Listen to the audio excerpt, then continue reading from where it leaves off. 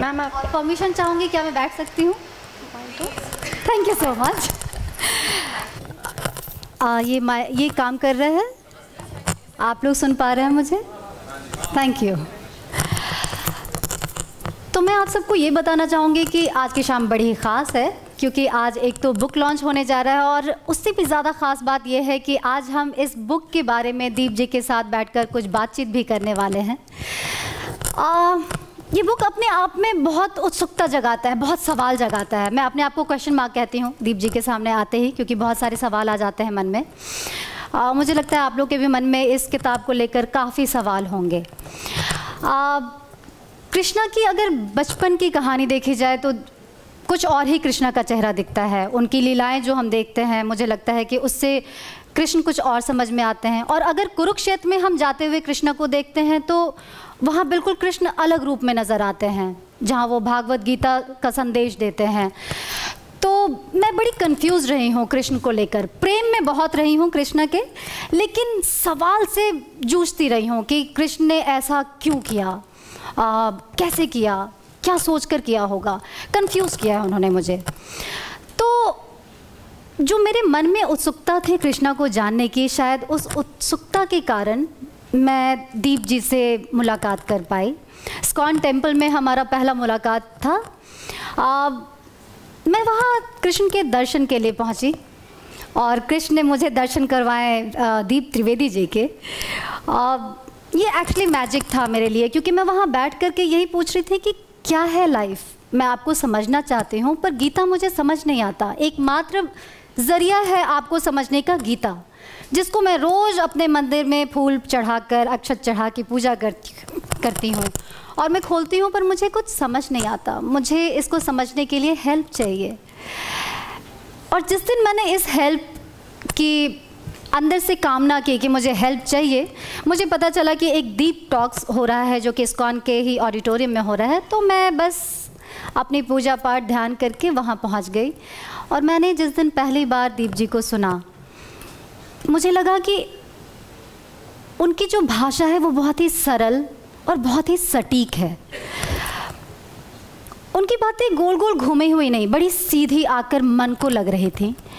और आम जिंदगी की छोटी छोटी बातों को उदाहरण के रूप में देकर वो बड़ी बड़ी बातों को बड़े अच्छे से समझा पा रहे थे, जो कि उस वक्त मेरे लिए बहुत ज़रूरी था।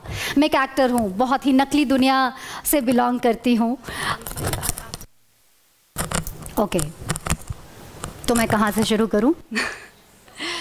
मैं एक एक्टर हूँ और बहुत ही नकली दुनिया से बिलोंग करती हूँ। हम बहुत नकली चेहरा दिखाते हैं लोगों को, लेकिन नकली चेहरा दिखाते दिखाते हम कब उस नकली दुनिया में ट्रैप हो जाते हैं हमें पता भी नहीं चलता, जिसको आप लोग कई बार डिप्रेशन का नाम देते हैं, कई बार आप कन्फ्यूजन का नाम देते हैं। तो बिल्कुल मैं भी उस फेज़ से गुजर रही थी। सब कुछ पाने के बाद मैं एक उस जगह पे पहुंच चुकी थी जहां मुंबई आने के बाद हर एक एक्टर का सपना होता है, पर एक खालीपन था। और उस खालीपन में सवाल जन्मने शुरू, मतलब अभी अभी पैदा होना शुरू हुआ था।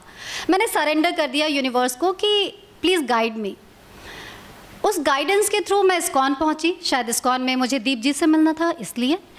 और वहाँ दीप जी की एक टॉक, 2 टॉक, 3 टॉक, मैं ऐसे एक के बाद एक सुनती गई।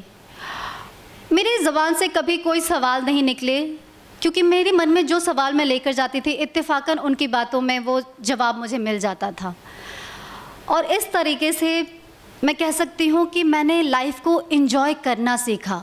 मैं जिस मुकाम पे पहुँची, मुझे पता नहीं था कि मैं कैसे पहुँची। मैं पटना बिहार की लड़की हूँ, बहुत पढ़ाई लिखाई में अच्छी नहीं थी, कुछ भी एम नहीं पता था। आई डोंट नो हाउ मैं यहाँ कैसे पहुँची। उस वक्त कंफ्यूज थी, लेकिन जब दीप जी से मिली तो मुझे पता चला कि मेरी जर्नी कैसे हुई है। जब मैंने उनकी किताब पढ़ी मैं मन हूँ, तब मैंने खुद को जाना, अपने मन को पहचाना। और मुझे लगा कि अपना जो मन है, जो हम कहते हैं अपने अंदर जाना, वो क्या होता है, मेडिटेशन क्या होता है। मैंने बड़ी बड़ी बातें बहुत पढ़ी थी, पर इम्प्लीमेंट करना सीखा मैंने दीप जी से मिलने के बाद। और कह सकती हूँ कि मेरी लाइफ में बहुत ख़ास जगह रखते हैं दीप त्रिवेदी जी। क्योंकि मैं अब ज़िंदगी को एंजॉय करना सीख गई हूँ। ऐसा नहीं कि परेशानियाँ नहीं हैं, ऐसा नहीं है कि मैं अब परेशानियों से सामना नहीं करती, लेकिन करती हूँ, उसमें क्वालिटी चेंज हो गया है। मैं बहुत एंजॉय करती हूँ। मुझे लगता है कि मैं कृष्णा के दर्शन के लिए कृष्ण मंदिर नहीं जाती, बल्कि अगर मैं खुश हूँ तो मुझे लगता है कृष्ण के बहुत नज़दीक हूँ। अगर मैं कॉन्फिडेंट हूँ तो मुझे लगता है कृष्ण के बहुत नज़दीक हूँ। हर चीज़ में एंजॉय करना मैं सीख गई हूँ। जैसे अभी आप देख लीजिए, ये काम बहुत भारी है, इतने लोगों के बीच में माइक लेकर बोलना बहुत टफ काम है। एक एक्टर होते हुए भी मैं बहुत इग्नोर करती हूँ कि मैं पब्लिक को फेस ना करूँ, पर मैं आज यहाँ बैठकर आप लोगों से बातें कर रही हूँ, शायद इसलिए क्योंकि मैंने दीप जी को बहुत सुना है। और मैं बहुत ज़्यादा समय नहीं लूँगी, क्योंकि मुझे लगता है कि जितनी भी बातें हैं जो मैं कह रही हूँ, ये हर इंसान एक्सपीरियंस करता है जो दीप जी को सुनता है। तो इस बारे में अगर हम चर्चा करें तो पूरी रात निकल सकती है। तो हम शॉर्ट में सिर्फ मैं ये कहना चाहूँगी कि इस बुक को लेकर, जब मैंने ये बुक थोड़ी सी अभी पढ़ी है, मेरे मन में बहुत सारे सवाल आए। ऑफ कोर्स आप लोग के मन में भी सवाल आ रहे होंगे, और ख़ास करके ये सवाल कि मैं कृष्ण हूँ इस किताब में अलग क्या है, ख़ास क्या है। तो इस सवाल का जवाब मुझे लगता है कि ज़्यादा देर नहीं लगानी चाहिए, हमें इस सवाल का जवाब दीप जी से पूछना चाहिए। और दीप जी को स्टेज पर बुलाने के लिए मैं एनी को रिक्वेस्ट करूँगी। जी ज़रूर मैम, जी ज़रूर। ओके जी ज़रूर मैम। अभी हम हमारे ग्रेट रेनाउंड ऑथर, सिर्फ ऑथर ही नहीं बट एक बहुत ही शानदार स्पीकर और एक great personality, yes ladies and gentleman, मैं उनको बुलाना चाहूँगी। पर इसके लिए आप सबको ज़ोरदार तालियों के साथ पूरी गूंज में, पूरी होश आवाज़ में बुलाना है। Ladies and gentleman, let's call on mister Deep Trivedi. Deep Trivedi ji का हम यहाँ पे स्वागत करेंगे, जो आज अपनी सेकंड बुक को यहाँ पे लॉन्च करने जा रहे हैं। I am Krishna, the master of mind and life, the patron, the one who studies human closely. Ladies and gentlemen, let's huge round of applause. Let's put it up for him, Mr. Deep Trivedi on the stage. Woo!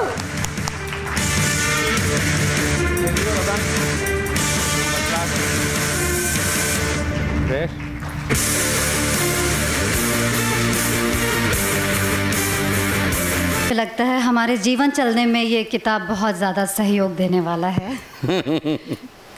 Krishna की psychology से आपका क्या तात्पर्य है? अभी क्योंकि पहली बार, मतलब मैंने कभी इसको सवाल नहीं पूछना बहुत बड़ी बात होती है, वरना मैं जिस तरीके से बोलता हूँ आदमी सवालों की जड़ी लगा देता है, जो भी सुनने आता है वो, और दूसरे दिन घर से तैयार करके ले आता। और अच्छा ये देना। यस लेडीज एंड जेंटलमैन, रतन जी बहुत बहुत शुक्रिया आपका। अरे और हमारी तरफ से एक छोटी सी भेंट। बुक में तेरे को छोड़ सकती, यहाँ रख। थैंक यू सो मच रतन जी, बहुत बहुत शुक्रिया आज आप हमारे बीच आए। Thank you so much. अब मैं रतन, मैं इधर बैठ जाता हूँ। हाँ हाँ बिल्कुल, चलेगा ना? ये जगह आपके लिए पूरी तरीके से। यस सर, थोड़ा फेस चेंज करें ना। The proper seat, the dedicated seat for you. वैसे आप यहाँ सामने, और मैं कुछ अर्ज करना चाहूँगी, अगर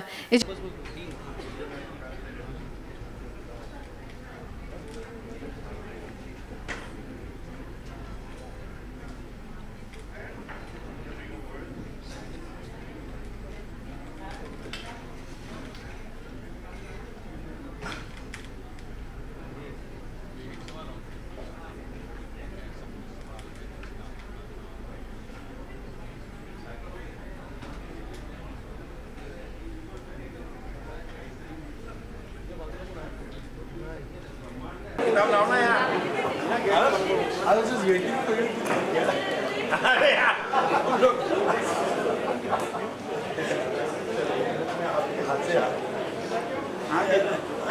नहीं चलेगा सर, कम क्लोजर ना।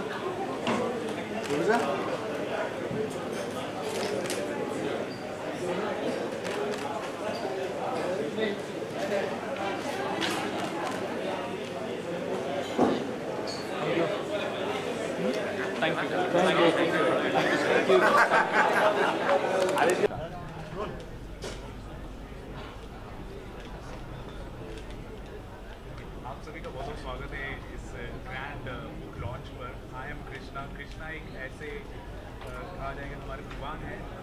से हर कोई जुड़ा हुआ है।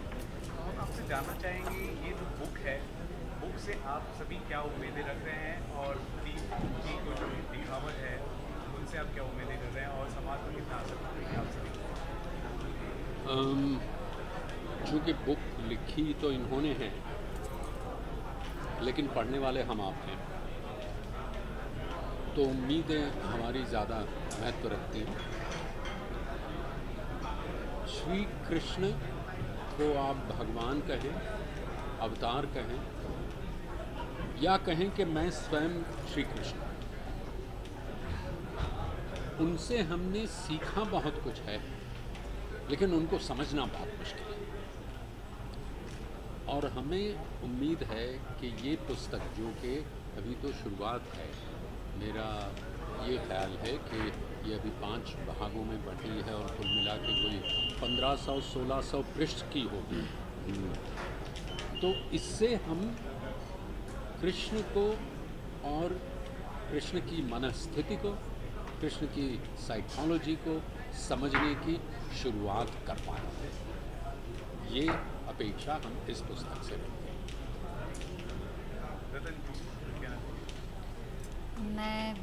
मैं कृष्ण को समझना चाहती हूँ। अब तक सिर्फ पूजती आई हूँ, मूर्ति पूजन में बहुत बिलीव किया है, लेकिन कृष्ण को समझ नहीं पाई हूँ।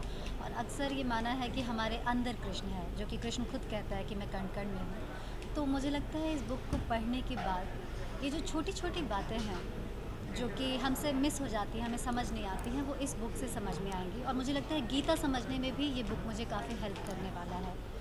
एंड मुझे विश्वास है, उम्मीद नहीं, मुझे विश्वास है कि मुझे काफ़ी हेल्प मिलने वाला है इस बुक से, प्रैक्टिकली लाइफ को लीड करने में, हैप्पी रहने में।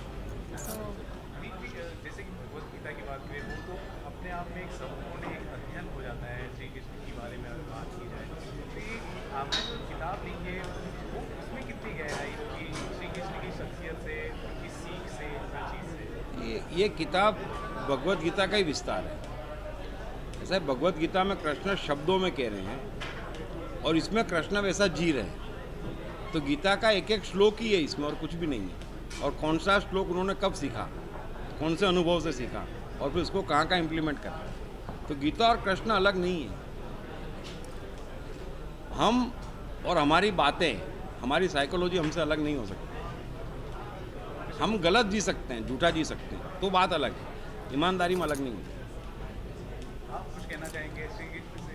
जी, मेरा शायद नज़रिया थोड़ा सा अलग भी हो सकता है, क्योंकि मैंने मेरे लिए जिस तरीके से मैं बड़ा हुआ हूँ, या चाहे मेरी जो अंडरस्टैंडिंग या जो एजुकेशन, वो हमेशा से ये रहा है कि चाहे थिएटर हो या सिनेमा, कोई भी देश का सिनेमा हो, कृष्ण से बेटर कैरेक्टर कोई नहीं।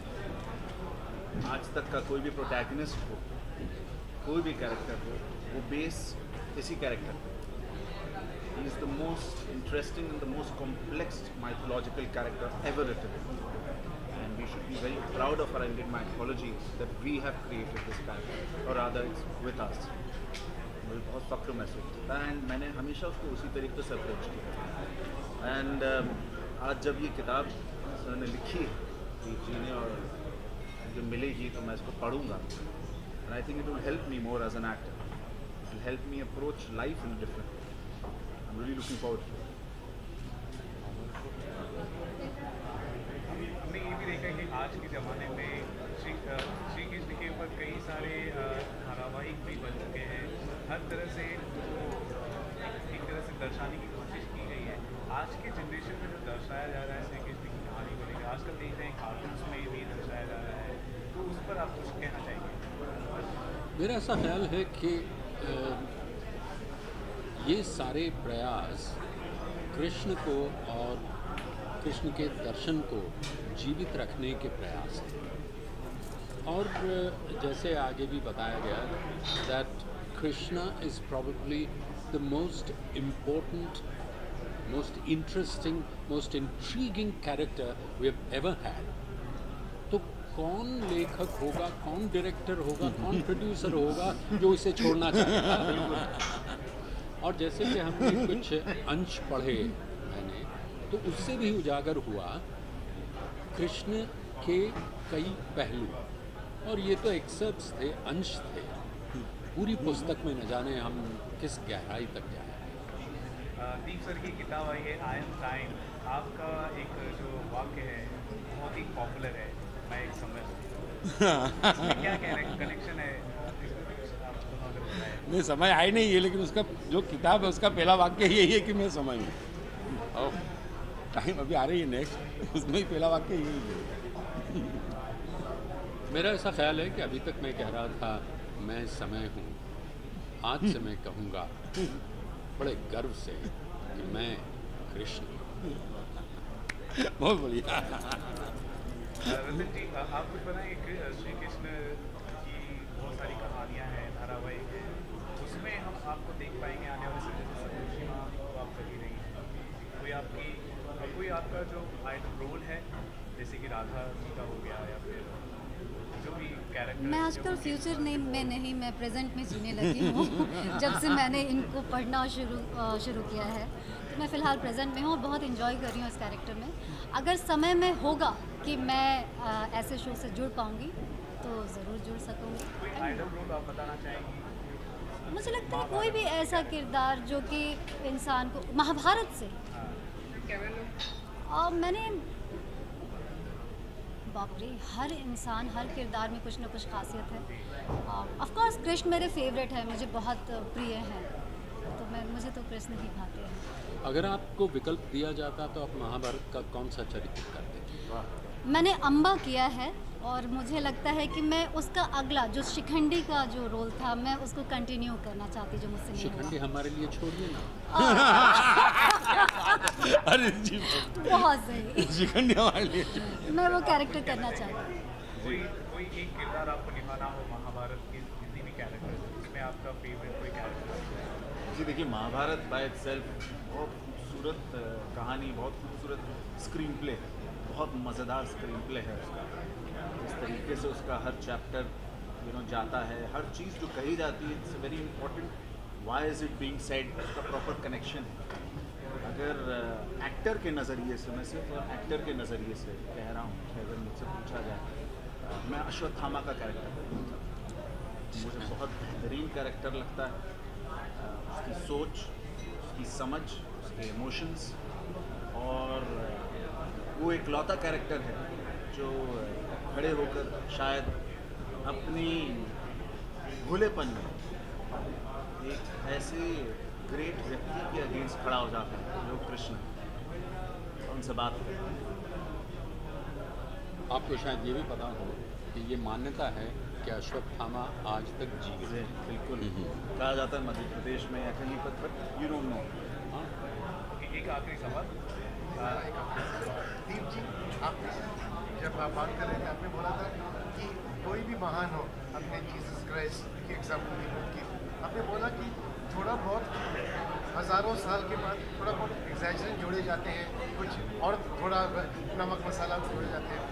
तो मुझे पूछने का है, श्री कृष्ण जी हो या बुद्ध हो या जीसस क्राइस्ट हो, आपको लगता है कि ये जोड़ने से, ये थोड़ा मतलब ये नमक मसाला डालने से actual essence, the actual psychology उधर भी खो गई है? नुकसान हो रहा है ना। फायदा क्या होना चाहिए कि मैंने आज हरीश जी ने एक यात्रा करी है जीवन की, तो प्रकृति पक्षपात नहीं है, उसने मनुष्य बनाया है, मनुष्य ने अपने को महान बनाया है। तो हम मनुष्य का जो अचीवमेंट जो उसने पाया है, वो कैसे पाया, वो सीखने जैसा है। अब उसको हमने हवाई बना दिया कि किसी ने मुर्दे को जिंदा कर दिया, किसी ने ये कर दिया, तो हमको लगता है कि हमारे अप्रोच के तो बाहर हो गए। हमने अप्रोच के जो चीज़ अंदर है, हम मनुष्य हैं तो हर मनुष्य हमारी अप्रोच के अंदर होना चाहिए, हम बाहर कर देते हैं, नुकसान हो जाता है। इसलिए आपने आलोचना की कुछ सीरियल्स की? नहीं, कुछ भी गलत है, हमारी अप्रोच के अंदर होना चाहिए। ऐसा नहीं है अभी किसी ने बॉम्बे में स्ट्रगल करी, आज महान एक्टर बन गए, किसी ने क्या करा, तो उनकी क्रेडिट है। फिर हम भाग्य में लिख दें, ऐसा कर लें, गलत बात है, हम सीख नहीं पाते उनसे। वही इंग्लिश में एक शब्द है, डेइफिकेशन। ठीक है, You take a person but you forget really the essence and you deify everything. What is your opinion on anyone across religions, across ideologies? मेरा ऐसा ख्याल है कि समय आ गया है कि डिफाई किया जाए। और ये हर एक धर्म के गुरु कहो या देवता कहो, महापुरुष कहो, उनके साथ जुड़ गया है। मेरा ये विश्वास है कि आज से 1 या 2 सदी के बाद आप पुस्तकों में पाएंगे कि एक कोई गांधी थे और वो बड़े चमत्कार करते थे। उनको करने से पूरे के पूरे ब्रिटिश चले गए।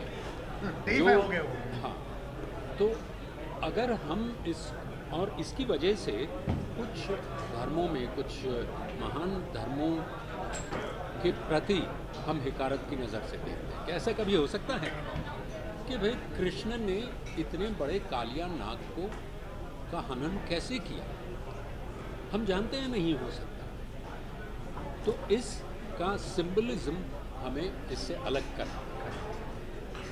द्रौपदी के 5 पति नहीं थे, लेकिन जब उससे पूछा गया था कि तुम्हें who will be your ideal husband, तुम्हें उसमें क्या चाहिए, तो उसने इतने सारे गुण गिना दिए कि उससे कहा गया कि तब तो तुम्हें 5 के साथ शादी करनी पड़ेगी। और अगर कहानी ना गढ़े तो आप मैसेज तक पहुंच नहीं सकते। दूसरी तरफ मुश्किल ये भी है, और हम आप चाहे जितना रैशनली देखने की कोशिश करें, against 2 of us there might be 2 million who will shut us up. So my rational mind asked you the question. So de-deification is necessary, but I don't know when that will happen. मैं एक चीज़ हरीश जी की बात में कहना चाहूँगा। इन्होंने इतनी बढ़िया बात कही। देखिए 200 साल बाद क्या जो उन्होंने होने वाला है, वो कहा कि गांधी जी के पास छड़ी थी। मतलब ये हो गया कि हमारे पास छड़ी नहीं है तो हम गुलामी से हैं। तो हम क्रेडिट जब छीन लेते हैं तो हम सीखना बंद हो जाते हैं। यही मेरा कहना है कि हम क्रेडिट आज हरीश जी की आवाज़ हम समझो इतने सालों से सुन रहे हैं, और आज वैसी की वैसी है, तो क्रेडिट देंगे कि उनके भाग्य में था, भगवान ने बोल दिया तेरी आवाज़ को कुछ नहीं होगा, और मेरी आवाज़ को हो गया। अरे मैंने भी कुछ ना कुछ गड़बड़ करी होगी। दैट्स व्हाट पूरी बात है। जो ये कह रहे हैं वो बिल्कुल वही बात है। Thank you very much.